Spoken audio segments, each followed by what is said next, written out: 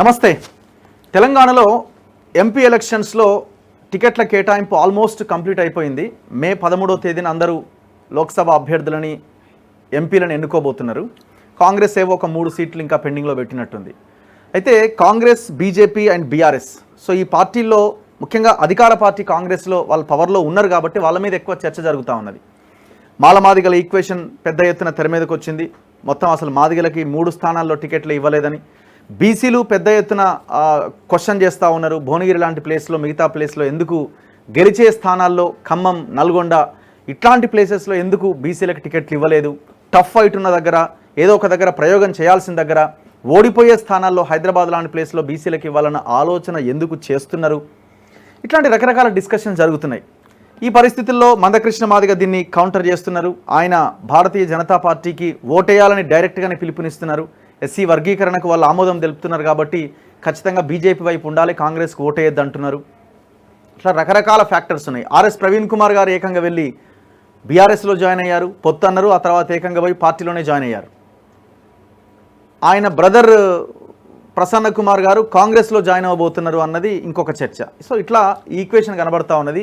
ఈ టోటల్ ఈ సామాజిక న్యాయం ఏం జరుగుతున్నది, పార్టీల వైఖరి ఎట్లా ఉన్నది, ఇవన్నీ మనం డిస్కస్ చేద్దాం. నా ముందు ప్రొఫెసర్ గాలి వినోద్ కుమార్ గారు ఉన్నారు. సార్ మన స్టూడియోకి వచ్చారు. సార్ నమస్తే. నమస్తే. సో మొత్తం మీరు అంబేద్కర్ వేషధారణలో ఉన్నట్టే కనిపిస్తున్నారు నాకు. అంటే నేను అంబేద్కర్ ఇప్పుడు కాదు, గత 30 ఏళ్ళ నుంచి ఇదే వేషధారణ. అంతే, ఇట్లే ఉంటారా మీరు? ఎప్పుడు ఇట్లనే ఉంటారు. ఇదే blue colour, white, blue and white. 90% నా డ్రెస్లన్నీ బ్లూ కలర్లో ఉంటాయి. అంబేద్కర్ సిమిలారిటీస్, ఎందుకంటే Ambedkar is my icon. Okay. So ఆ ఐకాన్ యొక్క ఐడియాలజీని ప్లస్ కొంత ఏంటంటే అదృష్టం ఏంటంటే నాకు కొంచెం ఫేస్ ఫీచర్స్ అవి కొంత వచ్చినాయి, కొంత సిమిలారిటీ వచ్చింది. వాళ్ళ సొంత మనవాళ్ళకి రాలేదు కానీ నాకు వచ్చింది. సో అదృష్టంగా భావిస్తున్నా. సో అట్లా ఆ అంబేద్కర్ని నాలో, ఈవెన్ హాలీవుడ్ సినిమా వాళ్ళు కూడా నన్ను పిలిచారు. అంబేద్కర్ హాలీవుడ్ వాళ్ళు కూడా ఇన్వైట్ చేశారు నన్ను చేయమని, యాక్ట్ చేయమని. అంబేద్కర్ సినిమా తీస్తున్నాం, యాక్ట్ చేయమన్నారు. కానీ 2 ఏళ్ళు అక్కడే ఉండాలని చెప్తే ఆ 2 ఏళ్ళు ఉండడం కుదరదని చెప్పి 2 సంవత్సరాలు ఉండమని చెప్పాను. కుదరదని చెప్పాను. 2 సంవత్సరాలు ఉండడం కుదరదు, నేను ఇక్కడ నా ప్రజలంతా ఆగమైపోతారు, నేను ఇక్కడ నా ప్రజల కోసం ఉంటున్నా కాబట్టి నా వంతుగా ఏదో నా ప్రజలు చేయాలి కదా. వచ్చి నేను పైసల గురించి, సినిమా గురించి అక్కడికి వచ్చేసి ఉండలేదని చెప్పేసి నేను హాలీవుడ్ సినిమాను రిజెక్ట్ చేశాను. That is my commitment. అంటే ఇవాళ స్పష్టంగా మనం ఇక్కడ కూడా ఏదో సినిమాలోనే ఇక్కడ ఉన్నట్టున్నారు కదా. అంటే కొన్ని సినిమాల వాళ్ళు తీసినట్టున్నారు. అప్పుడు ఏదో తెలంగాణ ఉద్యమంలో వచ్చినప్పుడు అంబేద్కర్ పాత్ర ఉండాలనే ఉద్దేశం నన్ను పెట్టారు. సో చాలా సోషల్ మీడియా వాటిల్లో కూడా కొన్ని తీస్తారు కదా, వాటిలో కూడా పెట్టారు. ఓకే. సో మీరు ఆ సిమిలారిటీస్ ఉన్నాయి కాబట్టి ఇట్లా ఉండాలని అనుకున్నారా మీరు? ఆ స్పెక్స్ కూడా అట్లే తయారు చేస్తారు. కరెక్ట్, అంబేద్కర్ లాగానే ఉండాలనే ఉద్దేశము, ఆయన సిమిలారిటీస్ని కొనసాగించాలని. ఓకే. ఎందుకంటే ముఖ్యంగా బాబాసాహెబ్ అంబేద్కర్ ఇట్లాంటి డ్రెస్ వేసుకోవడానికి కారణం ఏంటంటే, ఫస్ట్ ఆఫ్ ఆల్ గాంధీ సగము నేకుడు, హాఫ్ నేకుడు ఉంటాడు. అవును, ఆయన సగమే ఉంటుంది, బట్టలంతా సేమ్ బ్రాహ్మణ్ లాగానే ఆయన వేషం వేస్తాడు. ఆ వేషం వేసి అసలు మా సమాజంకు బట్టలే లేవు, దళిత సమాజానికి బట్టలే ఉండేవి యాక్చువల్గా ఆ రోజుల్లో, మరీ లేవు. మరి అట్లాంటి పరిస్థితులలో అంబేద్కర్ సెల్ఫ్ రెస్పెక్ట్గా, అంటే విదేశాల్లో ఉన్న ఎవరైతే యూరోపియన్స్, అమెరికన్స్, బ్రిటిషర్స్ ఆ స్టైలు, ఆ గాంభీర్యత ఎట్లా ఉంటుందో, ఒక రూలింగ్ కమ్యూనిటీ ఎట్లా ఉంటుందో ఆ రకమైన డ్రెస్సెస్ వేసుకున్నాడు అంబేద్కర్. అంటే ఆ రోజుల్లోనే అంబేద్కరు ఈ సమాజానికి ఒక సూటు, కోటు, బూటు ఇవ్వగలిగే స్థాయిని అందించాడంటే ఎంత ఆత్మగౌరవం అంబేద్కర్లో ఉందో అర్థం చేసుకోవాలి. సో అంబేద్కర్ ఆత్మగౌరవాన్ని మనం కేవలం డ్రెస్సు, కోట్ వేసుకున్నంత మాత్రాన వస్తుందా అని చెప్పేసి కొంతమంది అంటారు. కానీ నేను వస్తుందని అంటా. ఎందుకు వస్తుందని అంటే మంచిగా ఈ డ్రెస్లు వేసుకున్న వాళ్ళకి పోతే పెద్ద స్టార్ హోటళ్లలో కూడా మనల్ని వెల్కమ్ చెప్తారు. అవును, అవును. కానీ అదే మామూలు చిరిగిపోయిన డ్రెస్ వేసుకుపోయినా అనుకుంటారు. కానీ అదే చిరిగిపోయిన బట్టలు వేసుకుంటే గేట్ కూడా రానియారు. సో కాబట్టి అక్కడే ఆత్మగౌరవం అనేది మనకి చాలా ఇంపార్టెంట్. సో ఈ జాతులకు ఆ రకంగా ఉండాలనే ఉద్దేశంతో బాబాసాహెబ్ అంబేద్కర్ ఆ హాఫ్ నేకుడు బ్రాహ్మణ్. ఏ ఇయర్ నుంచి స్టార్ట్ చేసిన మీరు? ముందు నుంచి ఇంతేనా? నేను గత 30 ఏళ్ళుగా ఇదే డ్రెస్, గత 30 సంవత్సరాలుగా ఇదే స్టైల్లో నేను మెయింటైన్. మీరు చదువుకోవడం అయిపోయిన తర్వాత ఉద్యోగం అప్పటి నుంచి ఉద్యోగం అప్పటి నుండి కూడా నేను ఇదే రకంగా అంబేద్కర్ని ఫాలో అవుతున్నాను. ఓకే. సో టాపిక్ వద్దాం. నేను ఇవాళ ఇంతకుముందు ఇంట్రోలో చెప్పినట్టుగా ఇప్పుడు ఈ మాలమాదిగల ఈక్వేషన్ నడుస్తున్నది. మాలమాదిగల టికెట్ల లొల్లిలాగా ఈక్వేషన్ మారిపోయింది. సరే ప్రజలు గొడవ పెట్టుకుంటున్నారని కాదు, కానీ పైన ఉన్న ఈ పొలిటికల్ లీడర్లు కానీ మీడియాలో కానీ పెద్ద చర్చ ఇది ఇప్పుడు. సో ఈ ఈక్వేషన్ ఎట్లా కనిపిస్తుంది అంటే కాంగ్రెస్ 3 స్థానాల్లో 3ంటికి 3 కేవలం మిగతా వర్గాలకే ఇచ్చింది, ఒక్క ప్యూర్ మాదిగ ఒక్కరికి కూడా టికెట్లు ఇవ్వలేదన్నది ఒకటి. సో అసలు అవకాశం ఉన్న దగ్గర వేరే కడియం శ్రీహరి కూతుర్ని తీసుకొచ్చి పెట్టింది తప్ప ఒక మాదిగకి ఇవ్వలేదని, దీన్ని మందకృష్ణ చాలా పెద్ద ఎత్తున కౌంటర్ చేస్తున్నారు. బీజేపీ ఇటు బీఆర్ఎస్ వాళ్ళు కౌంటర్ చేసే ప్రయత్నం చేస్తున్నారు. సరే బీఆర్ఎస్ పెద్దగా లేదని బీజేపీ అయితే కౌంటర్ చేస్తున్నది. సో దీనికి ప్రధాన కారకుడు మందకృష్ణనే. ఓకే, వాళ్ళ మాలమాదిగల మధ్య ఈ చిచ్చు రగిలిచ్చి ఆ సమస్యను పరిష్కరించకుండా గత 30 ఏళ్ళుగా ఈ అగ్రవర్ణ రాజకీయ పార్టీలకు తన మాదిగల్ని దాసోహం చేస్తూ ఒక మాట చెప్పాలంటే అమ్మేస్తూ ఇవాళ ఆయన మాదిగల గురించి మాట్లాడుతున్నాడు. ఎప్పుడుకైనా అమ్ముడు పోయే జాతి ఆత్మగౌరవంతో ఉండలేదు, అధికారంలోకి రాలేదు. ఇది బాబాసాహెబ్ అంబేద్కర్, కాన్షీరామ్ గారు ఎప్పుడో నిరూపించారు వాళ్ళు. మరి అట్లాంటి పరిస్థితులలో నువ్వు ఆత్మగౌరవం గురించి మాట్లాడే అన్నగారు ఇవాళ నాకు 3 సీట్లు వస్తలేవు, 3 సీట్లు ఎందుకు వస్తలేవు? కారణం నువ్వే. కనీసం 2 సీట్లు అనేది ఎందుకు రాలేదు? ప్రధాన కారణం ఏంటంటే మాదిగల్ని రాజకీయ శక్తిగా మలచకుండా మహాజన సంఘర్ష సమితి పేరుతోని అక్కడ మోసం చేసినావు, తర్వాత ఎంఎస్పి పేరుతోని ఇక్కడ మోసం చేసినావు. ఇదంతా రాజకీయ పోరాటం భాగంగా చేస్తున్నా, ఏదో మొత్తం బహుజనులకు ఆత్మగౌరవం తీసుకొస్తున్నా, లేదంటే మొత్తం మహాజనులంతా కూడా ఇవాళ మొత్తం పీడితులు అయిపోయినరు, అగ్రవర్ణాలకు ఒక న్యాయము, అనగారిన వర్గాలకు ఒక న్యాయం అని చెప్పేసి ఇవాళ ఏ 30 ఏళ్ళుగా మభ్యపెడుతున్నావు, ఆ మభ్యపెట్టిస్తూ ఇవాళ మాదిగల్ని మనువాద పార్టీ అయినా బీజేపీకి దాసోహం చేసేసి, అసలు వర్గీకరణ సమస్య చిన్న సమస్యనండి, చాలా వెరీ మైన్యూట్ సమస్య. ఆ సమస్యను 371D అనేది ఒక ఆర్టికల్ ఉంది రాజ్యాంగంలో. నేను 2001లోనే ఈ సమస్య గురించి నేను చెప్పిన. 2001లో ఏం చెప్పానంటే వర్గీకరణ సమస్య కులం కాదు, ప్రాంతము. ప్రాంతీయ విభేదాల కారణంగా తెలంగాణ ఎట్లా ఉద్యమం మొదలైందో సేమ్ అదే ప్రాంతీయ విభేదాల కారణంగా వర్గీకరణ సమస్య వచ్చింది. ఇది ఆంధ్ర ప్రాంత సమస్య, మన ప్రాంత సమస్య కాదు. మాదిగలు ఇక్కడ 12% ఉన్నారు. సో ఇక్కడ major community major role play చేసి మేజర్గా అధికారంలోకి రావాల్సిన కమ్యూనిటీ మిగతా కులాలను కలుపుకొని పోయి అధికారం తీసుకురావడానికి నేను రాజకీయ జేఏసీలో చేరొద్దని చెప్పిన. రాజకీయ జేఏసీలో చేరితే అది అగ్రవర్ణాల చేసి రేపు తెలంగాణ అగ్రవర్ణాల తెలంగాణ వస్తుంది, దొరల తెలంగాణ వస్తుంది. అది రెడ్డి అయినా వెలమ అయినా మన తెలంగాణ రాదు. నువ్వు ఒక ఉద్యమకారుడివి, మనం రాజకీయ జేఏసీకి ప్రత్యామ్నాయంగా జేఏసీ పెడదామని చెప్పేసి నేను ప్రతిపాదన చేసి ఉన్న మేధావి వర్గంతో, మా కమ్యూనిటీ మేధావి వర్గంతో అందరితో ఫస్ట్ సమావేశం పెడితే నువ్వు తెల్లారే అదే రోజు మా మీటింగ్కి రావాల్సిన రోజు రాకుండా TV9 ఇంటర్వ్యూకి వెళ్ళిండు. తెల్లారి కేసీఆర్ గారి దీక్ష, కేసీఆర్ గారి దీక్ష తెల్లారి ఉంది. ఆ దీక్షలపై కూర్చున్నాడు. అంటే అదే మీటింగ్ పెట్టిన రోజు TV9 ఇంటర్వ్యూలో కూర్చున్నాడు. TV9 ఇంటర్వ్యూలో కూర్చున్నాడు, స్విచ్ ఆఫ్ పెట్టుకున్నాడు. మేమేమో ఇక్కడ బహుజనులకు ఒక ప్రత్యేక దేశం అంటే ప్రత్యేకంగా అధికారం రావాలని, సామాజిక న్యాయం జరగాలని చెప్పేసి సామాజిక తెలంగాణ రావాలని మేము తెలంగాణ మేధావులతో అందరితో సమావేశం పెడితే మా ఈ కార్యక్రమానికి ముఖ్య అతిథిగా రావాల్సిన ఆయన చేశాడు పోయి కేసీఆర్ గారి దగ్గర TV9 చర్చలో కూర్చున్నాడు. కూర్చొని ఏం మాట్లాడతాడు, ఆనాడు బాబాసాహెబ్ అంబేద్కర్ తప్పు చేశాడు, ఎవరితో కలవకుండా గాంధీ గారితో కలవకుండా, స్వతంత్రోద్యమంలో గాంధీ గారితో కలవకుండా తప్పు చేసిన కారణంగా దళితులకు రావాల్సిన అవకాశాలు రాలేదు. ఆ తప్పు నేను చేయదలుచుకోలేదు.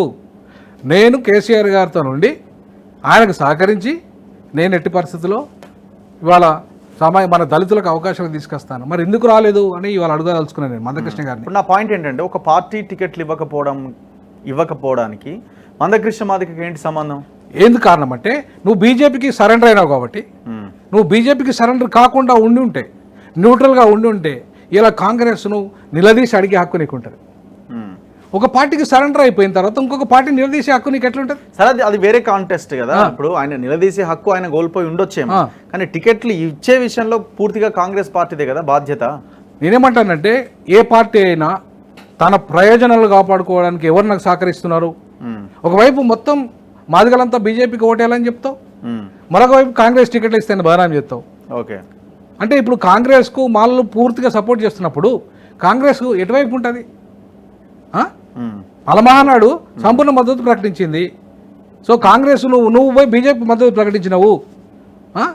అప్పుడు కాంగ్రెస్ పార్టీ నిర్ణయం తీసుకోవాల్సింది మాలల వైపా మాదిగల వైపా? మరి అటువంటిప్పుడు వాళ్ళ పార్టీ వాళ్ళ ఇష్టం, వాళ్ళ నిర్ణయం తీసుకున్నారు. వాళ్ళకు సహకరిస్తున్న మాల మహానాడు ఉన్నది, మేము సంపూర్ణ మద్దతు ఇస్తామన్నారు. వాళ్ళు మద్దతు ఇస్తున్నారు. మరి అట్లా కూడా వాళ్ళు డెసిషన్ తీసుకోవడానికి లేదు కదా. ఇప్పుడు మాల మహానాడు ఇచ్చిందని ఇంకోటనో అట్లా ఆలోచించకూడదు కదా. ఒక సంఘాన్ని, ఒక వ్యక్తిని బేస్ చేసుకుని ఒక పార్టీ నిర్ణయం తీసుకుంటుంది. రాజకీయ పార్టీలలో ఎట్లా ఉంటుందంటే గెలుపు గుర్రాలు కావాలా. ముఖ్యంగా మాదిగల్లో డబ్బు పెట్టే అంత స్థాయికి, పెద్ద స్థాయికి ఇంకా ఎదగలేదు. ఓ ఆర్ఎస్ ప్రవీణ్ కుమార్ లాంటి ఎదగచ్చు, కానీ ఆ స్థాయికి చాలా మంది ఎదగలేదు. సో దాంట్లో మాలల్లో అంతో ఇంతో కొంతమంది ఎదిగిన వాళ్ళు ఉన్నారు, డబ్బు పెట్టే స్థాయికి ఎదిగిన వాళ్ళు ఉన్నారు. రాజకీయ పరంగా మనం వీరి వెంకటస్వామి గారి కుటుంబాన్ని తీసుకుంటే వారు ఎదిగి ఉన్నారు. సో ఆ కుటుంబంలో వాళ్ళు డబ్బు పెట్టగలుగుతారు, చేయగలుగుతారు, ఎలక్షన్లో గెలవగలుగుతారు. సో ఆ కుటుంబం నుండి ఒక సీటు పోయిందట్టు. ఇంకొక 2 సీట్లలో ఇవాళ ఒక ఉపకులానికి, మాదిగ ఉపకులానికి సంబంధించిన అమ్మాయికి ఇస్తున్నారు. ఎందుకు?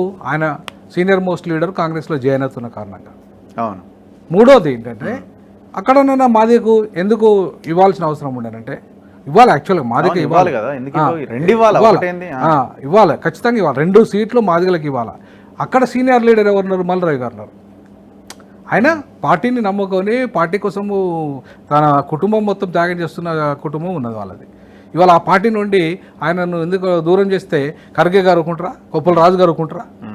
ఇవాళ ఆ సీనియర్లోను వాళ్ళ దాంట్లో సీనియర్లు గుర్తించుకొని ఇచ్చుకోవాలిగా. సో కాబట్టి ఇలా సంపత్ మల్లిరవి కంటే సీనియర్ కాదు. సో కాబట్టి ఆ ఈక్వేషన్లో కూడా ఇచ్చి ఉండొచ్చు. సో మనము కేవలము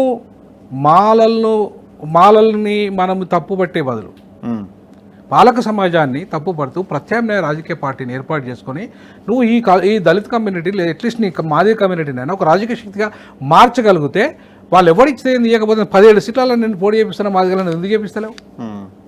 ఎందుకు చేపిస్తా? అదే మీరు అన్నారు ఇందాక గెలుపు గుర్రాలు అన్న పాయింట్ మీరే మాట్లాడారు. ఇప్పుడు గెలవాలి అన్న ఆలోచన అది కనబడట్లే కదా. అది ఎక్కడుంది అవకాశం? నేను ఏమంటున్నానంటే నువ్వు బీజేపీకో ఇంకో పార్టీకో ఒప్పుకోబడి 30 ఏళ్ళు సరెండర్ చేసే బదులు 13 ఏళ్ళలో కేసీఆర్ పార్టీ పెట్టిండు, 13 ఏళ్ళలో అధికారంకి వచ్చిండు, అధికారంలోకి వచ్చి 10 ఏళ్ళు ముఖ్యమంత్రిగా పరిపాలన చేసిండు, లక్షల కోట్ల రూపాయలు ఏదైతే డబ్బు ఉందో బడ్జెట్ రూపంలో ప్రజలకు పంచగలిగిండు, తన కొత్త దోపిడీ చేయగలిగిండు, ప్రజలకు పంచగలిగిండు. బట్ నీకు పెద్ద ఛాన్స్ ఉండే. 1% జనాభా లేని ఆ కమ్యూనిటీ అధికారంలోకి రాగలిగింది. నువ్వు 12% జనాభా కలిగిన నీ కమ్యూనిటీ ఎందుకు అధికారంలోకి రాదు? ఎందుకు అధికారంలో రాదంటే నువ్వు రాజకీయ నిర్ణయం తీసుకోలేదు కాబట్టి. నువ్వు రాజకీయ నిర్ణయం తీసుకోకుండా ఇప్పటిదాకా పరిష్కారం కాని వర్గీకరణ ఇప్పటికి కూడా పరిష్కారం కాదు. నేను చెప్తున్నాను, కాదు ఎట్టి పరిస్థితుల్లో. బీజేపీకి సపోర్ట్ చేస్తున్నా అంటున్నాడు కదా. నేనేమంటానంటే బీజేపీ నేను ఛాలెంజ్ విషయాలుచుకున్నా. కమిటీ వేశారు, ఆ కమిటీ నిర్ణయం తీసుకోబోతున్నది అతి త్వరలో వర్గీకరణ ఛాలెంజ్ విసురుతున్నా నేను. ఇప్పుడు 363 సీట్లు వస్తే తప్ప బీజేపీకి వర్గీకరణ చేసే ప్రసక్తే లేదు. 363 సీట్లు రావాలంటే ఇప్పుడున్న ప్రస్తుత పరిస్థితులలో అంత ఈజీ కాదు బీజేపీకి. ఓకే, దేశవ్యాప్తంగా బీజేపీకి మీద వ్యతిరేకత ఉన్నది. సో ఇవాళ రాహుల్ గాంధీ ఇలా జోడో యాత్ర పేరు మీద మొత్తం దేశమంతా తిరుగుతూ కాంగ్రెస్ను బలోపేతం చేసుకుంటున్నాడు ఆయన. ఆ క్రమంలో ఇవాళ 363 సీట్లు వచ్చే పరిస్థితి బీజేపీకి లేనప్పుడు నువ్వు 2/3 మెజార్టీ ఎట్లా వస్తుంది? నువ్వు డిమాండ్ చేస్తున్నది 341 సవరణ. 341 సవరణ రాజ్యాంగ పరంగా సాధ్యం కావాలంటే 2/3 మెజార్టీ పార్లమెంట్లో ఉండాలి, 2/3 మెజార్టీ రాజ్యసభలో ఉండాలి, స్పెషల్ మెజార్టీ ఉండాలి. అంటే స్పెషల్ మెజార్టీ అంటే ఏంటిది? 15 అంటే 50% ఎబో రాష్ట్రాలలో అసెంబ్లీ తీర్మానం జరగాల. అంటే 15 రాష్ట్రాలలో అసెంబ్లీ తీర్మానం జరగాలి. నీకు తెలంగాణలో తప్ప పక్కకున్న చంద్రబాబు నాయుడే చేయలేదు. చంద్రబాబు నాయుడు మాదిగలో ఉండటంతో పెద్ద మాదిగ అని చెప్పుకున్నోడే అక్కడే అసెంబ్లీ తీర్మానం చేయలేదు, మాలలు అక్కడ ఎక్కువ ఉన్నారు కాబట్టి. జగన్మోహన్ రెడ్డి డైరెక్ట్గా నేను చేయను అన్నాడు. డైరెక్ట్గా చేయను, కేంద్ర పరిధిలో ఉంటుంది, మీరు కేంద్రం చూసుకోండి అన్నాడు. మరి ఇక్కడే ఒక్క రాష్ట్రంలో అసెంబ్లీ తీర్మానం జరిగితే మిగతా 14 రాష్ట్రాల్లో నువ్వు ఎప్పుడు అసెంబ్లీ తీర్మానాలు చేపిస్తావు? 2/3 మెజార్టీ నీకు ఎప్పుడు వాళ్ళకి రావాలి బీజేపీకి స్వయంగా. అంటే 2/3 మెజార్టీ రాదు, ఆ అసెంబ్లీ తీర్మానం 15 రాష్ట్రాల్లో జరగదు, నీ వర్గీకరణ జరగదు. సో కాబట్టి ఇప్పుడు రాజకీయ ప్రయోజనాలను కోసం బీజేపీ నిన్ను వాడుకుంటున్నది, నువ్వు వాడబడుతున్నావు. నువ్వు వాడబడుతున్నప్పుడు మళ్ళీ కాంగ్రెస్ను తిట్టే అధికారం నీకు కోల్పోయినావు కదా. ఇప్పుడు మాలాంటి వాళ్ళు మేము అడగచ్చు గట్టిగా కాంగ్రెస్ వాళ్ళు అడగచ్చు మేము అడుగుతున్నాం నేను బలంగా నిలదీసి రేవంత్ రెడ్డిని అసలు మొదటి నుండి ఈ రోజు వరకు కూడా ప్రతి రంగం ప్రతి విషయంలో నిలదీస్తున్నా. ఈవెన్ నేను కాంగ్రెస్ టికెట్ అప్లై చేసి కూడా కాంగ్రెస్ టికెట్ అప్లై ఎందుకు చేశానంటే ఆ పార్టీ నేను గతంలో ఇండిపెండెంట్గా పోటీ చేసిన వరంగల్ నుండి కాబట్టి తిరిగి నాలాంటి వాడికి అవకాశం ఇస్తే బాగుంటుంది, సెక్యులర్ పార్టీకి చెప్పుకుంటున్నారు కాబట్టి మేము ఆ పార్టీలకు చేరడానికి రెడీగా ఉన్నామనే ఒక సంకేతాన్ని ఇచ్చినాం. కానీ కాంగ్రెస్ పార్టీ ఇవ్వలేదు. ఎందుకు ఇవ్వలేదంటే నా దగ్గర డబ్బు లేదు. కారణం ఏంటంటే డబ్బు లేదు. డబ్బు అనేది కీలకము అనే దాంట్లో రాజకీయాల్లో ఇప్పుడు అద్దెంకి దయాకర్ బెస్ట్ ఎగ్జాంపుల్. తర్వాత వాళ్ళ ఆధిపత్య కులాలు వ్యతిరేకించవచ్చు కాక, కానీ అదే మళ్ళీ వివేక్ ఫ్యామిలీ ఎందుకు వ్యతిరేకించలేకపోతున్నారు? ఆయన దగ్గర డబ్బు వీళ్ళందరికంటే ఎక్కువ ఉన్నది కాబట్టి వాళ్ళ డబ్బు కూడా అత్యంత కీలకంగా పోషిస్తున్న దాంట్లో భాగంగానే ఇవాళ ఆధిపత్య వర్గాల ఒకవైపు వ్యతిరేకించడం, రెండో వైపు డబ్బు అనేది చాలా కీలకంగా పనిచేయడం వల్ల ఇవాళ అద్దెంకి దయాకర్ లాంటి వాళ్ళకి అంత సీనియర్గా ఉండి ఆయన అంత తెలంగాణ ఉద్యమంలో సీరియస్గా పనిచేస్తున్నారు. మీరు ఈక్వేషన్ ఎట్లా చూస్తున్నారు దయాకర్ ఈక్వేషన్ ని? అంటే మీరు దయాకర్కి జరుగుతుంది అన్యాయంగానే చూస్తున్నారా? 100% దయాకర్కి జరుగుతుంది ఆయనకు భవిష్యత్తులో అని ఇంకా వెయిట్ చేసి నేను వెయిట్ చేసే కార్యక్రమాల నేను వాటిని సమర్థించానండి. ఎందుకు సమర్థించానంటే సత్వర న్యాయము సమన్యాయము రాజ్యాంగం బోధిస్తున్నది. సత్వర న్యాయము జరగకుండా సమన్యాయం జరగకుండా అంటే ఈక్వేషన్స్లో నీకు మాలలకు ఇవ్వాల్సిన చోట నువ్వు ఎందుకు ఇవ్వలేదు, మాదిగలకు ఇవ్వాల్సిన చోట ఎందుకు ఇవ్వలేదు? నువ్వు చెప్తున్నావు, ఏమని చెప్తున్నావు? మాటలు మాత్రం చెప్తున్నావు బ్రహ్మాండంగా సామాజిక తెలంగాణ కట్టుబడి ఉన్నావు అన్నాను. అవును, రేవంత్ రెడ్డి కట్టుబడి అన్నాడు, అట్లాగే సమన్యాయాన్ని కట్టుబడి అన్నాడు. అసలు ఎక్కడనండి 58 పోస్టులు రెడ్లకే ఇచ్చుకున్నావు కదా నువ్వు. 58 పోస్టులలో మొత్తం రెడ్లే ఉన్నారు కదా. ఎవరు సమన్యాయం ఎక్కడ ఉంది? బీసీలకు ఎక్కడ ఉంది వాటా?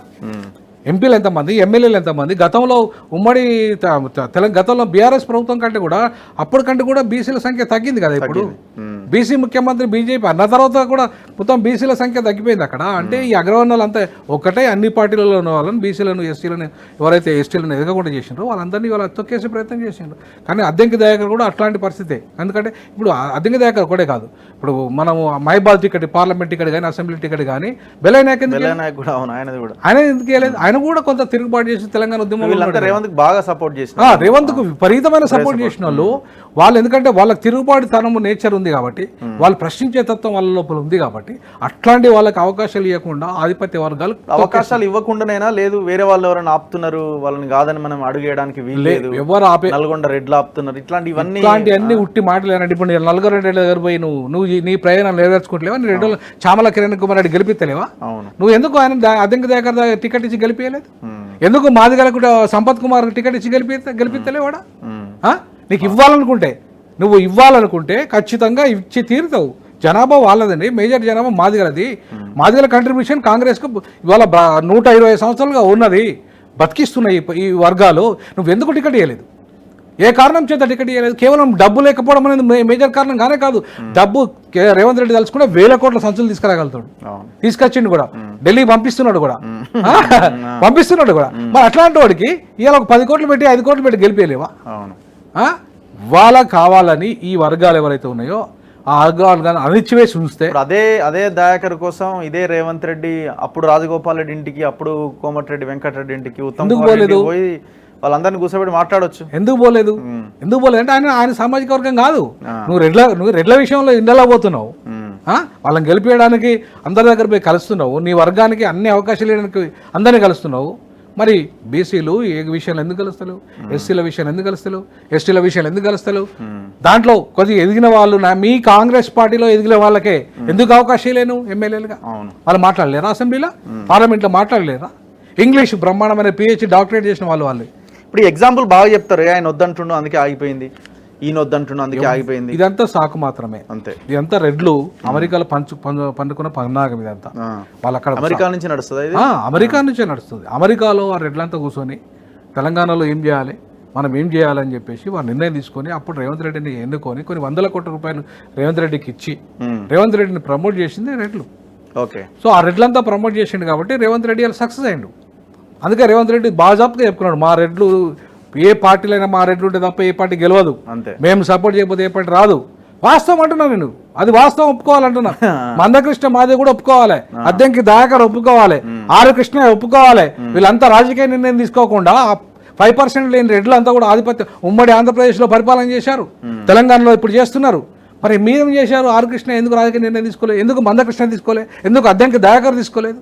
సో కాబట్టి వీళ్ళ తప్పు కూడా ఉంది. వీళ్ళు ఖచ్చితంగా రాజకీయ నిర్ణయం తీసుకొని ఉంటే, ఈ వర్గాల నుంచి ఒక ప్లాట్ఫామ్ తీసుకొచ్చి చైతన్యం చేసి ఉంటే ఖచ్చితంగా. ఇప్పుడు ఎక్కడ అవుతుందండి? ఇప్పుడు మందకృష్ణ ఎంఎస్పీ పెట్టిండు, ఆయన ఒక దళిత పార్టీగా ఒక స్టాంపు, ఆర్ఎస్పీ ఒక పార్టీ అదొక దళిత పార్టీగా ఒక స్టాంపు, డిఎస్పీ ఒక పార్టీ అది ఒక దళిత ఇదిగా ఒక స్టాంపు, బీసీలో ఒకవేళ ఒక పార్టీ పెడితే అదొక బీసీ, మిగతా వాళ్ళు ఎట్లా కలుస్తారు ఎస్సీ ఎస్టీలు అన్నది అదొకటి.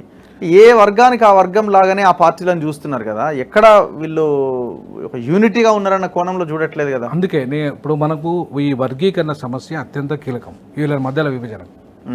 అంబేద్కరిజం అంటే లా ఆఫ్ ఎడిషన్, కలపడం. బ్రాహ్మణిజం అంటే లా ఆఫ్ డివిజన్, విడగొట్టడం. సో ఇక్కడ ఏం జరుగుతుంది? భారతదేశంలో లా ఆఫ్ డివిజన్ జరుగుతుంది. ఓకే. సో బ్రాహ్మణిజము మొత్తం ఇవాళ ఆర్ఎస్ఎస్ నుండి వచ్చిన రేవంత్ రెడ్డి అదే చేస్తున్నాడు. ఈవెన్ ఆర్ఎస్ఎస్ కాకపోయినా కేసీఆర్ అదే చేసాడు. అవును. ఆయన అంతకంటే పెద్ద హిందువునని చెప్పుకున్నాడు ఆయన. అవును. సో వీళ్ళంతా కూడా ఒకటే. కిషన్ రెడ్డి అయితే స్వయంగా బీజేపీ అదే ఆర్ఎస్ఎస్ బాటలు నడుస్తున్న పార్టీ.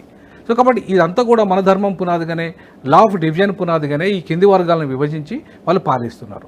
సో కాబట్టి ఈ అంశాన్ని అర్థం చేసుకోకుండా, అదే ఉత్తరప్రదేశ్లో 25 కోట్ల జనాభాలో ఉన్న ఉత్తరప్రదేశ్లో ఎట్లా సాధ్యమైంది? మాయావతి 3 సార్లు ఎట్లా ముఖ్యమంత్రి అయింది? 4వసారి ఎట్లా రికార్డు చేయగలిగింది? అక్కడ సాధ్యమైంది. నీకు ఆఫ్టర్ ఆల్ 3.5 కోట్ల నీకు జనాభా ఉన్నాయి. ఇక్కడ ఎందుకు సాధ్యం కావట్లేదు? ఎందుకు సాధ్యం కావట్లేదు అంటే చిత్తశుద్ధి ఉన్న లీడర్షిప్ లేకపోవడం, కమిట్మెంట్ ఉన్న లీడర్షిప్, సిద్ధాంతం పట్ల కమిట్మెంట్ ఉన్న లీడర్షిప్ లేకపోవడం. ఆ కారణాల చేత ఇవాళ ఇక్కడ అసాధ్యంగా అవడం లేదు. అది ఆర్ కృష్ణయ్య రూపంలో ఉండొచ్చు, అది మందకృష్ణ రూపంలో ఉండొచ్చు, అది అద్దంకి దయాకర్ రూపంలో ఉండొచ్చు, ఇంకెవరి రూపంలో ఉండొచ్చు, నా రూపంలో ఉండొచ్చు, ఇంకెవరి రూపంలో ఉండొచ్చు. సో ఈ కారణాల చేత, ఈ ఫెయిల్యూర్స్ చేత ఇవాళ అడుక్కునే స్థితిలో 12% జనాభా కలిగిన మీరు అడుక్కునే స్థితిలో ఎందుకు వస్తావండి? 17 సీట్లకు నువ్వు ఎందుకు డిక్లేర్ చేయలే? ఇవ్వకపోతే నేను ఓడిపోతాన్న భయం ఎందుకు వస్తలేదని. ఇవ్వకపోతే ఓడిపోతాన్న భయం ఎందుకు వస్తలేదంటే, భయం ఎందుకు లేదు అసలు? ఆ లీడర్లకు డబ్బులు ఇచ్చే వాళ్ళు ఉన్నారు. ఆ లీడర్లు బయటికి మాట్లాడేది ఒకటి, లోపల చేసేది ఒకటి. డబ్బుల సంచులు వస్తాయి, ముడతాయి, ఖతం అయిపోతుంది. నేనేమంటానంటే నిజమైన పేద మాదిగలకు ఇవాటి వరకు జరిగిన న్యాయం ఏదో చెప్పమనండి. ఈ రోజు వరకు 30 ఏళ్లలో బడ్జెట్లో సప్లాన్ నిధులు ఎన్ని 1,00,000 కోట్లు ఖర్చు పెట్టకపోతే అడిగేటోళ్ళు లేడు. నీకు ఏ మూమెంట్ నువ్వు ఎన్నడూ అడిగినావు? 1,00,000 కోట్ల బడ్జెట్లో ఇవాళ సప్లాన్ నిధులు నీకు రావాల్సిన వాటా 15%. అంటే ప్రతి సంవత్సరం 4 లక్షల కోట్ల రూపాయల బడ్జెట్ 10 సంవత్సరాల బడ్జెట్ అంత ప్రవేశపెడితే 15% రావాల్సిన బడ్జెట్ డైవర్ట్ అయితే ఏ ఒక్క లీడర్ అడుగుతలేడే. మరి అడగనప్పుడు నీ వర్గ ప్రయోజనాలు, నీ ప్రజలకు ఎట్లా మేలు జరుగుతుంది? నీ ప్రజలకు మేలు జరగకపోతే నీ ప్రజలు నీకు ఎందుకు ఓటేస్తారు? నువ్వు ప్రజలకు అందుబాటులో ఉండవు, నీకు ప్రజలకు రావాల్సిన ఉద్యోగాల గురించి కొట్లాడు, నీ ప్రజలకు రావాల్సిన బడ్జెట్ గురించి కొట్లాడు. నీ ప్రజలకు అందుబాటులో ఉంది ఒక రెడ్డి, ఒక వెలమ, ఒక కమ్మ. పోలీస్ స్టేషన్ పోతే తీసుకొచ్చేది వాళ్ళు, పెళ్లికి పైసలు ఇచ్చేది వాళ్ళు, సావుకు పైసలు ఇచ్చేది వాళ్ళు. అందుకే ఇవాళ ఈ సమాజం మీకంటే మీరు మోసం చేస్తున్నారు అని చెప్పవాడు. మోసం చేసిన తిన్నవాడు ఇంత పెడతాండ్రా అనేది ఒక విశ్వాసంతో ఇవాళ ప్రజలు అటువైపు ఉన్నారు. సో అందుకే ఓట్లు వేస్తున్నారు, వాళ్ళని గెలిపిస్తున్నారు. ఈ వర్గాలు, ఈ మాలంటే మాదిగా రాడు, మాదిగా వస్తే మాల రాడు, అది బాధ. సో తర్వాత బీసీలు మాత్రం ఇద్దరు ఒకేలాగా చూస్తాడు. పైన ఇద్దరు ఒకేలాగా ఇద్దరు నేను ఎక్కువ నువ్వు తక్కువ కొట్లాడుకుంటారు వీళ్ళు. సో కాబట్టి ఇవాళ అందుకే అంబేద్కరిజం ఫెయిల్ అవుతుంది. అంబేద్కరిజం ఉత్తరప్రదేశ్లో సక్సెస్ అయిన అంబేద్కరిజము, కానిషీరాం మెథడాలజీ ఇక్కడ ఎందుకు ఫెయిల్ అయింది? నేను అందుకే విశారదన్ కూడా చెప్తున్నా. విశారదన్ కమిటెడ్గా పనిచేస్తున్నాడు. ఎవరు? డిఎస్పీ. ఇంకా ఆ శక్తి సరిపోదు, అన్ని వర్గాలను కలుపుకోపోవాలి, అందరు మేధావి వర్గాన్ని వాళ్ళ మీద కూడా ఇప్పుడు ఇది కేవలం దళితుల పార్టీ అన్న స్టాంప్ కనబడట్లేదా? 100% కనబడుతుంది అంటున్నా. అందుకే నేనేమంటున్నానంటే ఇవాళ దాని నుంచి బయటపడాలా? సరే, అది బయటపడాలా. ఒక మెట్టెక్కడానికి అవకాశాన్ని ఉపయోగించుకోవాలి. అగ్రవర్ణాల్లో ఉన్న పేదల్ని కూడా మనం వాడాలి. ఇవాళ అగ్రవర్ణాల పేదలకు కూడా మనం అవకాశాలు కల్పించాలి. ఆ దృక్పథంతో ఇవాళ మనం పనిచేయాలి. ఇవాళ అట్లంటే బీఎస్పీ అగ్రవర్ణాలకు చాలా మంది టికెట్లు ఇచ్చింది అక్కడ ఉత్తరప్రదేశ్లో. బ్రాహ్మణులకే టికెట్ ఇచ్చింది పెద్ద. కాబట్టి ఇవాళ బీఎస్పీ అక్కడ సక్సెస్ కాగలిగింది. ఇక్కడ మనం ఎందుకు చేయకూడదు? అగ్రవర్ణ పేదల్లో రెడ్లు చాలా మంది పేదలు లేరా? వెలమలు లేరా? బ్రాహ్మణులు లేరా? వాళ్ళంతా కూడా ఇవాళ పేదలుగా ఉన్నారు కదా. ఆ పేద వర్గాన్ని మనం ఎందుకు తీసుకోలేదు? ఆ వర్గాలని మనం అవకాశాలు ఇస్తే వాళ్ళు మనకు సపోర్ట్ చేయరా? ఇప్పుడు బేసిక్గా ఇప్పుడు ఆర్ఎస్ ప్రవీణ్ కుమార్ గురించి ఏదో చాలా పెద్దగా ఎక్స్పెక్ట్ చేసినారు జనాలు, ఏదో చేస్తాడు. సరే, మొన్న ఓడిపోయినప్పటికి కూడా ఏదేమైనా ఆయన ఫైట్ గట్టిగా చేసిండు, చాలా ఇష్యూస్ మీద ఫైట్ చేసిన అని అనుకున్నారు, కానీ అలా సడన్గా పొత్తు అన్నారు. సరే పొత్తు ఏమో అనుకున్నారు, ఏకంగా పోయి అదే పార్టీలో జాయిన్ అయ్యారు. ఈ ఎటువైపు ఆయన అడుగులు పడ్డాయని మీరు అనుకుంటున్నారు? కమిట్మెంట్ లేకపోవడమా, లేదు తప్పని పరిస్థితి, ఇంకేం అంతకు మించి ఏం చేయలేరు అని అనుకోవాలనా? లేదు, ఇట్లా పోరాటం చేస్తే ఎన్నేళ్ళకి ఆయన ఒక 10-20% ఓట్లు సాధించాలా, అధికారంలోకి రావాలన్న ఆలోచన? మళ్ళీ నీకు బెస్ట్ ఎగ్జాంపుల్ నేను ఉత్తరప్రదేశ్ చెప్తా. ఉత్తరప్రదేశ్ చెప్తా. యూపీలో కన్షీరామ్ గారు అక్కడున్న ఉద్యోగులను, అక్కడున్న సమాజాన్ని ఏకం చేయగలిగి అంత పెద్ద రాష్ట్రంలో అధికారం తీసుకురాగలిగిండు. బహన్ మాయావతిని ఆయన 3-4 సార్లు ముఖ్యమంత్రి ప్రపంచ రికార్డ్స్. ఇవాళ ఇక్కడ కూడా అది జరుగుతాయి. ఇప్పుడు జరగాల్సి ఉండే ఇప్పుడు ప్రవీణ్ కుమార్ గారు ఆ కమిట్మెంట్తో రాలే. ఆయన ప్రవీణ్ కుమార్ గారి కమిట్మెంట్ ఉంటే ఇప్పుడు కన్షీరామ్ గారిని కలిసేటోడు. మేము 15 ఏళ్ళు బీఎస్పీలో పనిచేసినాను. అప్పుడు ఒక్కరోజు కూడా ఈయన ముఖం తెలియదు, ప్రవీణ్ కుమార్ ముఖం తెలియదు. ఆయన ఆఫీసర్. ఆయన అప్పుడు కేసీఆర్ దగ్గర పనిచేస్తాడు, చంద్రబాబు దగ్గర చేస్తాడు, రాజశేఖర రెడ్డి, కిరణ్ కుమార్ రెడ్డి దగ్గర చేస్తాడు, కానీ కన్షీరామ్ గారిని కలవాడు. నిజంగా కమిట్మెంట్, సిద్ధాంతం పట్ల కమిట్మెంట్ ఉన్నోడు కన్షీరామ్ గారిని కలిసి ఆ ఉద్యమంలో పార్టిసిపేట్, ఆ ఉద్యమానికి సహకరించి ఉంటుంటే ఇవాళ నీకు 4 లక్షల ఓట్లు అప్పుడు వస్తే నీకు 1.5 లక్షల ఓట్లు ఎట్లా తగ్గుతాయి? ఇప్పుడు ఒక ప్రభాకర్ కామన్ ప్రెసిడెంట్ ఇప్పుడున్న అతను, అంతకుముందు ఉన్న బాలన్న ఒక కామన్ మ్యానే, అంటే ప్రవీణ్ కుమార్ లాగా ఐపీఎస్ కాదు, లేదా ప్రవీణ్ కుమార్ లాగా డైనామిక్స్ లేదు. ఆయన ఉన్నప్పుడు 4 లక్షల ఓట్లు వచ్చినాయి. అంటే అప్పుడు కోనేరు కోనప్ప, ఇంద్రకరణ్ రెడ్డి ఇప్పుడు కూడా జాయిన్ అయ్యారు కదా. ఇప్పుడు దాంట్లో బయటకు వచ్చిన వాళ్ళే ఉన్నారు కదా. ఎవరు ఇప్పుడు బీఆర్ఎస్ నీలం మధు ఉన్నాడు, ఇక్కడ బీఆర్ఎస్ నుండి బయటకు వచ్చిన ఆయన ఉన్నాడు, వట్టే జానే. ఫస్ట్ టికెట్ ఆయనకి ఇచ్చినావు కదా. వట్టే జానే అసలు నీ పార్టీ కాదు, నీ సిద్ధాంతం తెలియదు ఆయనకి ఇచ్చేసినావు కదా. మరి ఇలా మళ్ళీ ఏ పార్టీలో ఉన్నాడు ఆయన? మన నీలం మధు ఏ పార్టీలో ఉన్నాడు? నువ్వే పార్టీలు ఉన్నావు. ఇప్పుడు చూడు ఏంటంటే, ఇప్పుడు ప్రవీణ్ కుమార్ గారి మీద అప్పుడు హిందూ దేవతలకు వ్యతిరేకంగా మాట్లాడిండని, అట్లానే ప్రవీణ్ కుమార్ గారి మీద ఆయన కొన్ని ఫారెన్ ఫండ్స్ వచ్చినాయి, దాని పేరు మీద క్రైస్తవ సమాజానికి బూట్లు పెట్టుకోవద్దని పిల్లలకు బోధించేయడని, ఇది రకరకాలుగా ఆయన మీద ఏదైతే ఆర్ఎస్ఎస్ కొంతమంది హిందుత్వ శక్తులు ఉన్నాయో కేసులు పెట్టారు. ఆయన ప్రెసిడెంట్ దగ్గర ఇంత ఫైల్ ఉంది ఆయనది. ఆ ఫైల్ ద్వారా ఆయనకు ఒక పనిష్మెంట్ కింద ఫస్ట్ ఉత్తరప్రదేశ్ ట్రాన్స్ఫర్ చేసినట్టుగా నాకు తెలిసింది. అక్కడి పోలేక ఆయన వీఆర్ఎస్ తీసుకోవడానికి, కానీ ఈయన కేసీఆర్ గారు ఇప్పుడు ఒక ఐపీఎస్ అధికారి వీఆర్ఎస్ తీసుకోవాలంటే సుమారు 1 year పడుతుంది, కనీసం 6 నెలలు పడుతుంది. లాస్ట్కి ప్రొఫెసర్గా నాకే 6 నెలలు పట్టింది నాకు వీఆర్ఎస్ తీసుకోవడానికి. 6 months పట్టింది, 6 నెలలు పట్టింది. నాకేముండే ఫైనాన్షియల్ లేదంటే లా అండ్ ఆర్డర్ ఇష్యూ ఉండదు, నా దగ్గర ప్రభుత్వ సీక్రెట్స్ ఏమి ఉండదు, కానీ ఒక ఐపీఎస్ ఆఫీసర్ దగ్గర ఇవన్నీ ఉంటాయి.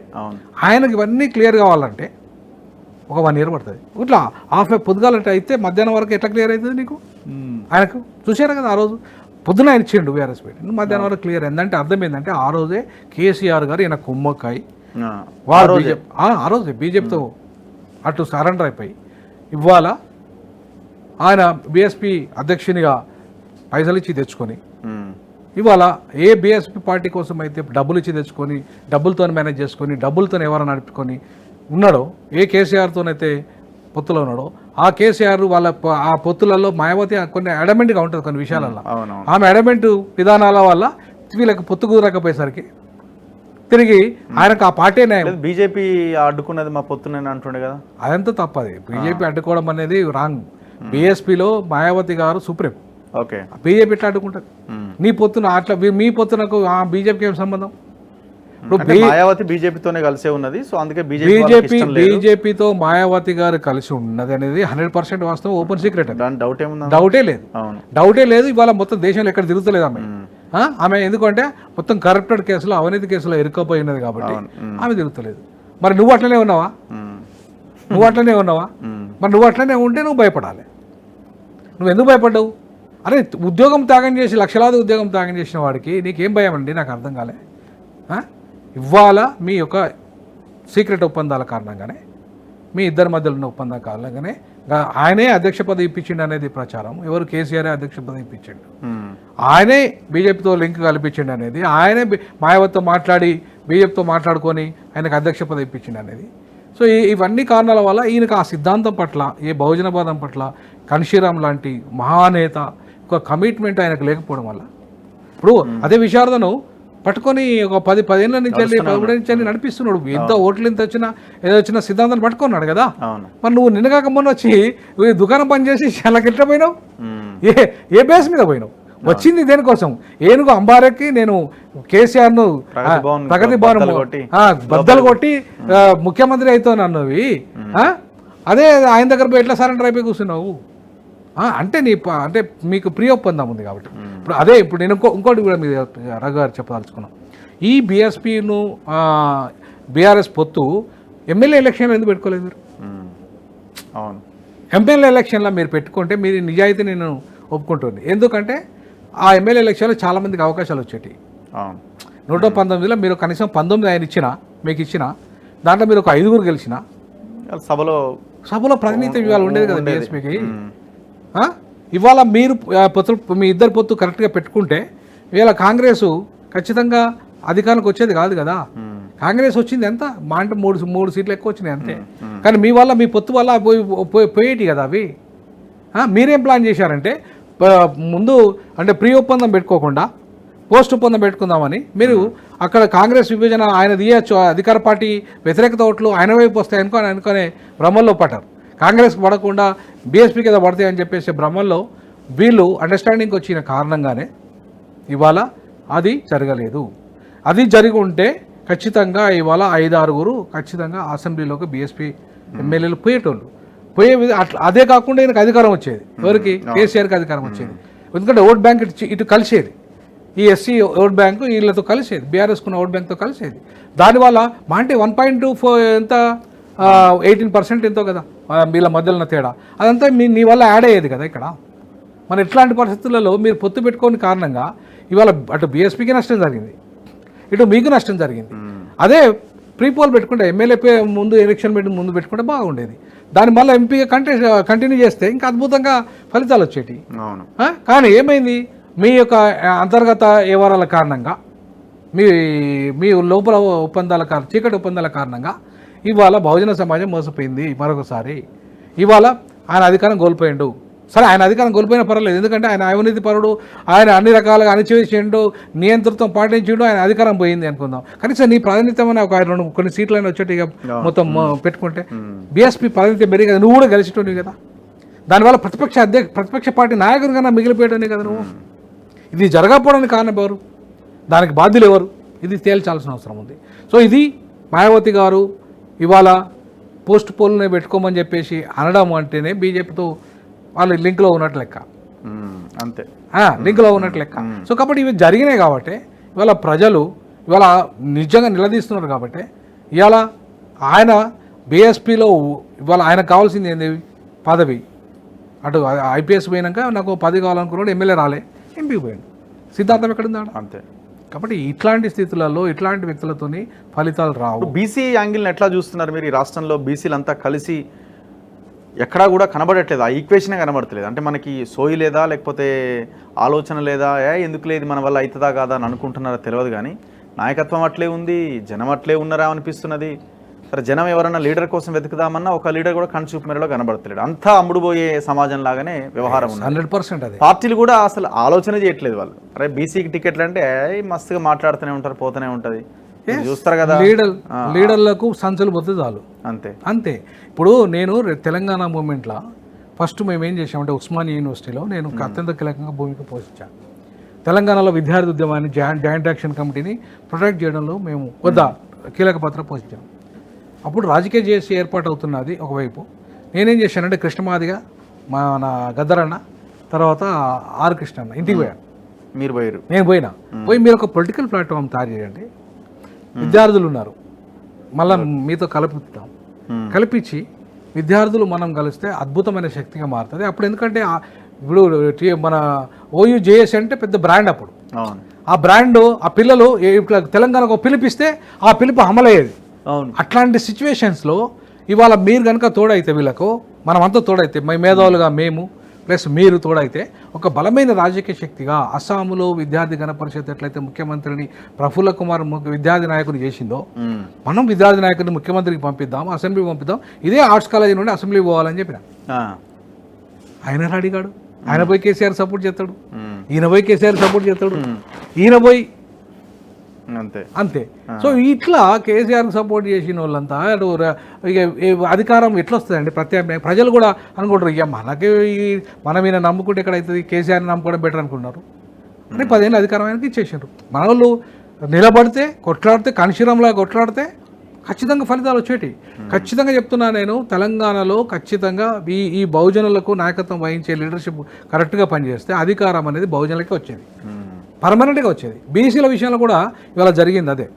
బీసీలు, నేను బీసీ ముఖ్యమంత్రి అని 3 ఏళ్ళ నుంచి కొట్లాడుతున్నా. ఒక 1 ఇయర్గా మొత్తం యాక్షన్ ప్లాన్ అంతా చేసుకొని 33 జిల్లాల సదస్సులు పెట్టాను. ఒక బీసీ ప్రొఫెసర్ రాలేదే, ఒక్క బీసీ ప్రొఫెసర్ రాలేదే, ఒక బీసీ ఉద్యమకారుడు సపోర్ట్ చేయలేదే. ఎందుకు? నాకేం అవసరం అండి? నేను 3 లక్షల ఉద్యోగం రాజీనామా చేసి వీఆర్ఎస్ తీసుకొని బీసీ ముఖ్యమంత్రి ఎజెండా కోసం 6 నెలలు తిరిగినా. ఓకే, ఏం అవసరం అండి నాకు? నేను అయ్యేది లేదు, పోయేది లేదు. బీసీలో ముఖ్యమంత్రి కావాలన్నప్పుడు బీసీ అవుతాడు కదా. నేను ఎందుకంటే 52% ఉన్న బీసీలు చైతన్యం అయితే అధికారం వాళ్ళ చేతులకు ఒకసారి వస్తే, తర్వాత ఎస్సీలకు 5 ఏళ్లలో 2వ సంవత్సరం ఎస్సీలకు, 3వ సంవత్సరం ఎస్టీలకు, 4వ సంవత్సరం మైనార్టీలకు, 5వ సంవత్సరం మహిళలకు, ఇట్లా 5 ఏళ్లలో మన చేతిలో అధికారం ఉంటే మనం తిప్పుకోవచ్చు అని చెప్పేసి నేను ఒక ప్రతిపాదన పెట్టి బీసీలో ఉన్న అందరినీ ఒక ప్లాట్ఫామ్ మీద తీసుకొచ్చి నా బర్త్డే సందర్భంగా 2023లో బీసీ ముఖ్యమంత్రి సాధించడమే లక్ష్యంగా ఒక 1 ఇయర్ పోరాటం చేసాం. ఒక్క బీసీ ప్రొఫెసర్ మేధావి రాడు, ఒక్క బీసీ నాయకుడు రాడు. మా వాళ్ళు రావాలి. మళ్ళీ అలాంటి వాళ్ళ మాట్లాడినా కూడా ఆ పార్టీకి ఈ పార్టీకి అంటగడతారు. మీలాంటి వాళ్ళు మాట్లాడినా ఆ పార్టీకి ఈ పార్టీకి అంటగడతారు. ఎవరన్నా కనీసం ఒక మీడియా మంచి ఆల్టర్నేటివ్గా మీకుందంటే వాళ్ళ మీద కేసులు పెడతారు. వాళ్ళని ఏదో రకంగా తొక్కేసే ప్రయత్నం చేస్తారు. అది జరిగేస్తే అప్పుడు వాళ్ళు వెనక పోతారు. ఆ పరిస్థితులలో ఇవాళ ఈ నాయకత్వ వైఫల్యం కారణంగానే కదా ఇవాళ అది జరిగింది. ప్రధానంగా ఇలా మాదిగలకు ఎంపీ సీట్లు రాకపోవడానికి మాదిగలు రాజకీయ నిర్ణయంలో కరెక్ట్గా బలంగా లేకపోవడానికి కారణం, అందుకు ప్రధాన కారణం మందకృష్ణనే. ఓకే, సో ఇది మందకృష్ణ తప్పని నేను అంటున్నా. అందుకే ఇవాళ మందకృష్ణ బీజేపీకి సపోర్ట్ చేయడం అనేది దాని కారణంగానే ఇవాళ కాంగ్రెస్ టికెట్లు ఇవ్వలేదు. లేకపోతే కాంగ్రెస్ కులగణన అంటారు. ఆ కులగణన అంశాలు ఏముంటుంది? బీసీలకి అందరికీ సమాన న్యాయం జరగాలి సీట్ల విషయంలో ఉంటారు. ఇక్కడికి వచ్చేసరికి చేతల్లో అసలు అది ఈక్వేషన్ కనబడదు. ఏమంటారంటే కులగణన ఒక మోసం. ఇప్పుడు మీరు మీలాంటి వాళ్ళు బీజేపీకి ఆ వైపు వెళ్ళొద్దు అని మీరు చెప్తారు, వాళ్ళేమో 1-2 సీట్లు ఎక్కువిస్తారు. కేవలము కేసీఆర్ వద్దనుకుంటే ఆయన 2 సీట్లు ఎక్కువిస్తాడు. అంటే ఎట్లా ఈ ఈక్వేషన్? నేను ఏమంటానంటే విభజించు పాలించు అనేది వాళ్ళ నీతి. ఇవాళ రేవంత్ రెడ్డి కులగణన అనేది ఒక ఫార్స్, ఒక బోకస్. ఎందుకంటే ఆల్రెడీ కేసీఆర్ గారే సకల జనుల సమగ్ర సర్వే చేశాడు. అన్ని డీటెయిల్స్ ఉన్నాయి నీ దగ్గర. ప్రభుత్వం చేసింది. మరి ఆ డీటెయిల్స్ ప్రకారంగా నువ్వు ఇచ్చుకోవచ్చుగా. టికెట్లు ఇవ్వచ్చు, బడ్జెట్ ఇవ్వచ్చు, ఉద్యోగాలు ఇవ్వచ్చు, అన్నీ ఇవ్వచ్చు కదా. ఎందుకు ఇవ్వాలి నువ్వు? కనీసం కార్పొరేషన్ చైర్మన్ ఎందుకు ఇవ్వలేదు నువ్వు? అట్లీస్ట్ ఎమ్మెల్యే టికెట్ ఇవ్వకపోయినా కార్పొరేషన్ చైర్మన్ ఎందుకు ఇవ్వలేదు? ఇంకా ఉన్నాయి అంటారు. ఏమని అంటే మళ్ళీ ఇంకా ఉన్నాయి కదా, అది ఉన్నాయని అయిపోతుంది. నీ పదవి కాలం అయిపోతుంది. రేపు నిన్ను తీసేసి మళ్ళా నీ వెంకటరెడ్డి ఎక్కుతాడు. ఆ వెంకటరెడ్డి పోయి మల్లారెడ్డి ఎక్కుతాడు, మల్లారెడ్డి పోయి పుల్లారెడ్డి ఎక్కుతాడు. ఇప్పుడు ఉమ్మడి ఆంధ్రప్రదేశ్లో జరిగింది అదే కదా, ఇప్పుడు తెలంగాణలో కూడా అదే జరుగుతుంది. కాబట్టి రెడ్డి వెలమ ఆధిపత్య పోరాటంగా తెలంగాణ ఉద్యమం ఉన్నది. అందుకే సామాజిక తెలంగాణ కావాలి, బహుజన తెలంగాణ కావాలని కొట్లాడిన నాలాంటి వ్యక్తుల యొక్క అది రోదన ఏమంటారు, అరణ్య రోదన అయిపోయింది. సో అట్లాంటి పరిస్థితి ఇప్పుడు రావాలంటే, బలంగా ముందుకెళ్ళాలంటే నేనేమంటానంటే కొంచెం విశారదం లాంటి వాళ్ళు డిఎస్పి పెట్టారు కాబట్టి డిఎస్పి అనే దాన్ని కొంచెం బలంగా ప్రమోట్ చేసుకోగలిగితే, అన్ని వర్గాలను కలుపుకోగలిగితే, సో ఖచ్చితంగా దానికి కొంత ఫెచింగ్ భవిష్యత్తులో ఉండే అవకాశం ఉంటుంది కదా. 13 ఏళ్ళుగా పోరాటం చేస్తున్నావు కాబట్టి ఇంకో స్ట్రాటజిక్గా ఒక కమ్యూనిటీకి పరిమితం కాకుండా, అది మెయిన్ ఒక కమ్యూనిటీకి పరిమితం కాకుండా అన్ని కమ్యూనిటీలను ప్రాతినిధ్యం వహించే విధంగా, అన్ని కమ్యూనిటీలకు వారి జనాభా ప్రకారంగా సీట్లు ఇచ్చే విధంగా నువ్వు ఎజెండాను తయారు చేసి ముందుకు పోగలిగితే, మిగతా వాళ్ళని కలుపుకోగలిగితే ఖచ్చితంగా మార్పు అనేది సాధ్యం. ఇప్పుడు అంత పెద్ద రాష్ట్రంలో సాధ్యమైంది, ఈ చిన్న రాష్ట్రం ఆఫ్టర్ ఆల్ 80 ఎంపీల రాష్ట్రంలో సాధ్యమైంది, 17 ఎంపీల దాంట్లో ఎందుకు సాధ్యం కాదు? సాధ్యం కాకపోవడానికి కారణం ఏంటంటే ఇదే కారణం. ఇంకొక ప్రమాదం పొంచి ఉన్నది రఘు గారు, అదేంటంటే ఉత్తర దక్షిణ మధ్య. అవును, ఇప్పుడు నేను మొదటి నుండి చెప్పుకుంటూ వస్తున్నా, 2013లో కూడా చెప్పాను, కామన్ క్యాపిటల్ వద్దు, సెకండ్ క్యాపిటల్ చేయండి హైదరాబాద్ను, దాంతోపాటు మీరు తెలంగాణకు క్యాపిటల్ చేయండి. ఎట్లయితే ఢిల్లీ రాష్ట్రానికి క్యాపిటల్గా ఉంది, దేశానికి క్యాపిటల్గా ఉంది, అవును, అట్లే హైదరాబాద్ని దేశానికి రెండో రాజధానిగా చేయండి, రాష్ట్రానికి రాజధానిగా చేయండి. అంబేద్కర్ 1955లోనే చెప్పాడు ఈ మాట. ఓకే. మరి ఇప్పటివరకు ఎందుకు అమలు చేయలేదు? కాంగ్రెస్ అమలు చేయలేదు, నా బీజేపీ అమలు చేయలేదు. ఇప్పుడు రేపు 2026లో డీలిమిటేషన్ రాబోతున్నది. అవును. 30 సీట్లు 130 సీట్లు ఉన్నాయి ఇప్పుడు దక్షిణాదిలో, 30 సీట్లు ఉత్తరాదికి వెళ్ళిపోతున్నాయి. బా ఇక నీకు నిర్ణయాలు చేసే దాంట్లో నీ పాత్ర అవసరమే లేదు. ఇక అంతే. దక్షిణ భారతదేశం ఉట్టి ఏది చెప్పు కింద చీమలాగా పడి ఉండాలా, అంతే తప్ప నీకు అసలు నిర్ణయం చేసే అధికారమే ఉండదు. ఇక్కడున్న ముఖ్యమంత్రులకు కానీ ఇక్కడున్న లీడర్లకు కానీ అసలు ఏమాత్రము ఢిల్లీలో స్థానం ఉండదు. అట్లాంటి పరిస్థితులలోకి నెట్టబడుతుంది ఇలా మొత్తం బీజేపీ తన యొక్క కంప్లీట్ కేంద్రీకృత విధానం, కేంద్రీకృత ఆర్థిక విధానము, పెట్టుబడిదారుల ప్రయోజనాలు, అలాగే హిందూ మత ఆధిపత్యము, రాజ్యాంగాన్ని మార్చే దృక్పథము, ఇవన్నీ కూడా రేపు ప్రమాదంలోకి దేశాన్ని నెట్టబోతున్నాయి. కాబట్టి అంబేద్కర్ని ఇవాళ ప్రజాస్వామ్యాన్ని కాపాడుకుందాం, రాజ్యాంగాన్ని కాపాడుతున్నాం కాంగ్రెస్ ఏదో ప్రగల్భాలు పలుకుతుంది. కానీ ఆ పార్టీ వల్లనే ఇవాళ అయోధ్య గేట్లు తెరవబడ్డాయి. ఆ పార్టీ ప్రధానమంత్రి ఉన్నప్పుడే అయోధ్య కూల్చబడింది. కాబట్టి ఇవాళ కాంగ్రెస్తో పెద్దగా ఒరిగబడింది, రేవంత్ రెడ్డితో ఏదో జరిగిపోతుంది, మొత్తం ఈ ప్రజలు ఉచిత పథకాలన్నీ ఏదో అమలైతే అనడం పుట్టి భ్రమ. 6 గ్యారంటీలు కాదు కదా, ఆయన ఏ గ్యారంటీ అమలు చేయలేడు, కానీ రెడ్డి మాత్రం ఒక రెడ్డి తర్వాత ఒక రెడ్డి ముఖ్యమంత్రి మాత్రం 10 మారుతుంది. తూతూ మంత్రంగా ఎక్కడన్నా వాళ్ళు కొంత ఇస్తే చేస్తారు తప్ప ఈ బహుజన సమాజం 93% ఉన్న ఈ బహుజనులు ఎస్సీ ఎస్టీ బీసీ మైనార్టీలు ఎవరు ఉన్నారో ఆ ఉచిత పథకాలకు లేకపోతే ప్రలోభాలకు గురైనంత కాలం ఖచ్చితంగా ఈ తెలంగాణలో అధికారం రాదు. Anyway thank you sir, thank you very much. So చాలా డీటెయిల్గా మనం డిస్కస్ చేసాం. ఖచ్చితంగా సామాజిక తెలంగాణ అన్నది అవసరం ఉన్నది, అత్యవసరం కూడా. సో అది లేకపోతే ఈ తెలంగాణ సాధించుకున్నామన్న దాంట్లో అర్థమే లేదు, దాంట్లో ఎలాంటి డౌట్ పడాల్సిన అక్కరే లేదు. సో ఇప్పటికైనా మనం మేల్కోవాల్సిన అవసరం ఉంది, లీడర్షిప్ రావాలి, ప్రజల్లో కూడా అవగాహన ఇంకా పెంచుకోవాల్సిన అవసరం ఉన్నది, మనలాంటి వాళ్ళం ఇంకా గట్టిగా మాట్లాడాల్సిన అవసరం ఉన్నది. చూస్తూనే ఉండండి మన తొలి వెలుగు.